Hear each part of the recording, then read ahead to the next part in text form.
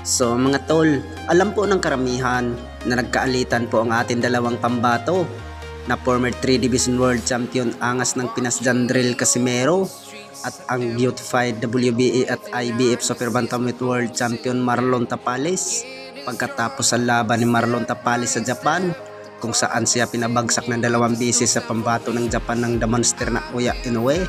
Bukod dyan ay banat po ng karamihan ng mga fans mga tol ay pinagtawanan lang ni Oya Inoue ang ating dalawang pambato na si Marlon Tapales at Jandrel Casimero dahil daw kaya nag-away po ang dalawa dahil daw sa kanya.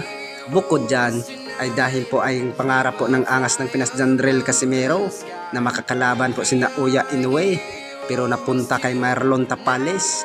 Sana na lang mga tol na hindi na po mag-aaway po ang ating dalawang pambato. Sa ngayon ay malaki naman pag-asa po ang ating pambatong former 3 Division World Champion angas ng Pinas Jandrel Casimero na makakalaban ang The Monster ng undisputed Super Bantamweight World Champion na Oya Inoue. Bukod dyan ay isusunod muna ni Oya Inoue sa ngayon mga tol ang mandatory sa WBC na si Luis Nery at pangalawa mga tol ang mandatory sa WBA na si Muradon Akhmadaliev at pangatlo po ang ating pambatong former 3 Division World Champion angas ng Pinas Jandrel Casimero.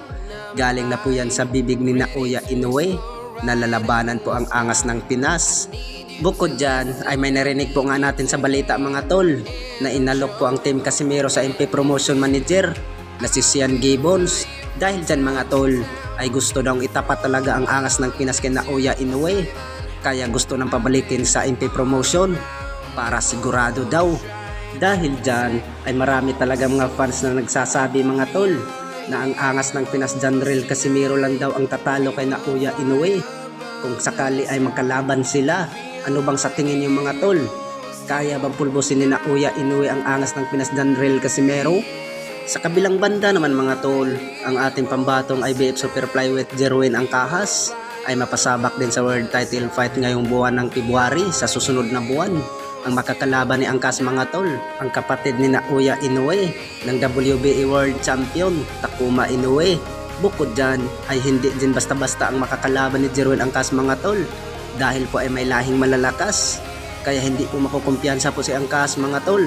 Kaya puspusan din ang pag-iinsayo niya at sa paghahanda niya sa laban ngayong buwan ng February sa susunod na buwan. Bukod dyan ay maganda sana kung makuha ang panalo ni Jerwin Angkas kay Takuma Inoue.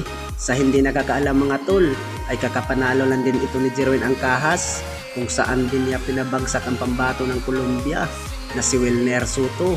At may lahing malalakas itong si Takuma Inoue mga tol. Ano bang sa tingin nyo?